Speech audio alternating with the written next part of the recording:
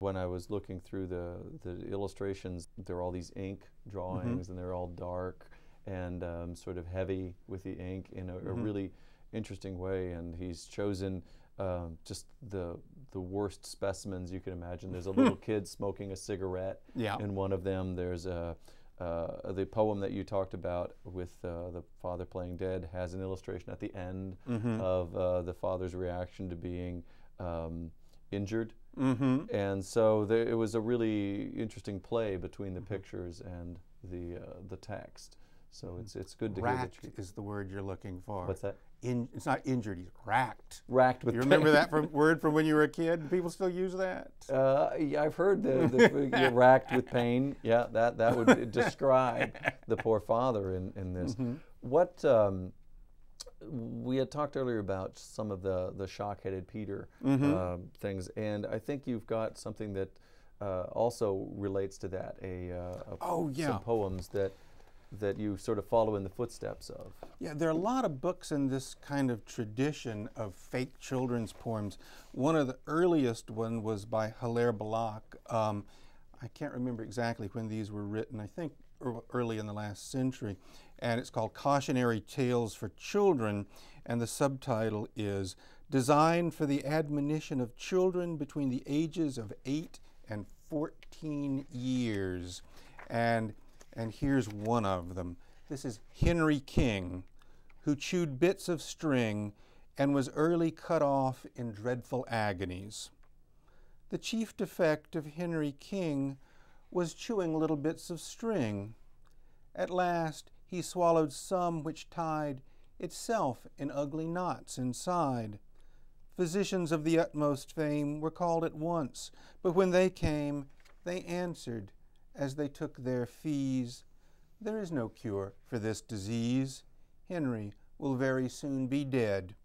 His parents stood about his bed, lamenting his untimely death, when Henry, with his latest breath, cried, "Oh, my friends, be warned by me, that breakfast, dinner, lunch, and tea are all the human frame requires. With that, the wretched child expires." Now, that is not really for children, but it's pretty darn funny. And there's an even weirder book called Ruthless Rhymes for Heartless Homes, published in 1896 or 98. That's in a similar vein, but even wickeder. And Edward Gorey in our time did similar things. But but they're all very British, very formal, very distant, and I wanted to do something rawer and, to my mind, more American. Okay.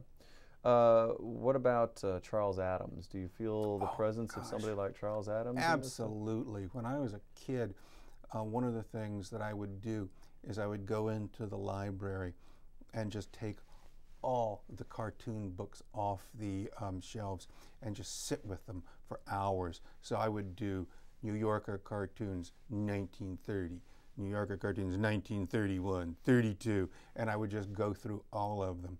And Charles Addams, he would leap out at you when you were a kid. I mean, you knew before you read a word that you were looking at a Charles Addams cartoon, and they were very exciting. It's funny because it's sort of the illustrations in this kind of evoked Charles Addams for me, but Charles Addams seemed like a thinner line than Barry Moser, who's got a very sort of heavy kind of, there's a lot of black ink on the page when you're looking at these.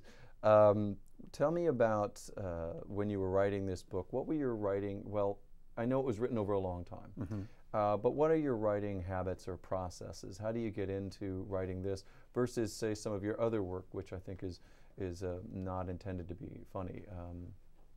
How do you change? These things are easier than writing something that involves a lot of thought and a visceral response and an intellectual response that you're trying to work out. All you have to do with something like this is make it funny. So we've all seen those or we've seen TV shows where the writers are sitting there throwing ideas back and forth, taking a scene, refining it, making it funny, throw out this line, turn this phrase. That's what you're doing sitting by yourself. And so it just takes a lot of patience, and every now and then you show it to somebody who'll, kick it around and say, that's not funny, or this is not as good as it could be, or you could make that rhyme sharper. And then you go back and you fiddle with it again. But it's really kind of distanced tinkering. It takes a ton of time, but you don't get up jittery and distraught at the end of the day as you do when you're trying to describe something that's almost past the edge of your own understanding. When you give things to other people, do you give them to people in the English department? I'm curious because, or in other English departments of English, it seems like that humor is one of the things that isn't necessarily welcome. Sometimes by more serious study of where you might give it to someone and they would say, oh, this isn't serious. I mean, you're tenured here, and so that helps. But do you have people that respond, I don't want to read the funny stuff, I only want to read the serious stuff, the really... Absolutely. That absolutely happened with these poems. There are a lot of poets, including friends of mine, who the idea of humorous poems makes them very unhappy. And so they didn't even want to look at them. Certain editors said to me, I don't want to see any more of these poems. Whereas, other editors thought, who'd never been interested in what I was doing, said, well, I like this. You find a different audience for different things. And one of the things that I learned when I started showing to people is that there are certain people that are, I actually think it's true with any project. There's certain people that are going to be tuned into that particular project that you're working on, and certain that aren't. And you just kind of have to keep trying it in front of people before you find the person whose comments you go, yes, that is right, and I can take those suggestions. And early on, I'll give you an example. I had a friend, somebody I had worked with at a writers' conference. He was actually my student in the class, but a brilliant, well-read man. And when I sent him an early version of this book, he wrote back and he said, Andrew, I know you like slant rhymes, but slant rhymes don't work for humor. And I thought, he's absolutely right. If I'm going to do these poems, they have to be exact rhymes. And so I had to start at the beginning with every one of the poems and look at them and rethink them in terms of that wonderful and, in retrospect, obvious piece of advice. How closely did you try to follow to sort of nursery rhymes that were in your head? When you're talking about writing, giving up on slant rhymes, that's a really technical thing, to going into the full rhyme.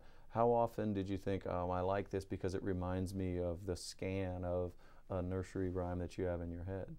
A good number of times. For instance, you mentioned the Dying Boy's Lament.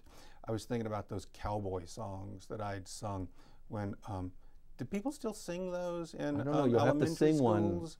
One. As I walked out in the streets of Laredo. I don't know that they do anymore, but I was... Did they when you were a kid? Well, I had my parents' record collection, and I did the Kingston Trio, and that's how I came about that. Okay, because we used to bellow these things out in class. The Marine Corps hymn we sang, Off We Go Into the Wild Blue Yonder. The Dying Cowboy's Lament, all of those things, kind of quite morbid things that we would, but so that was fun. Okay.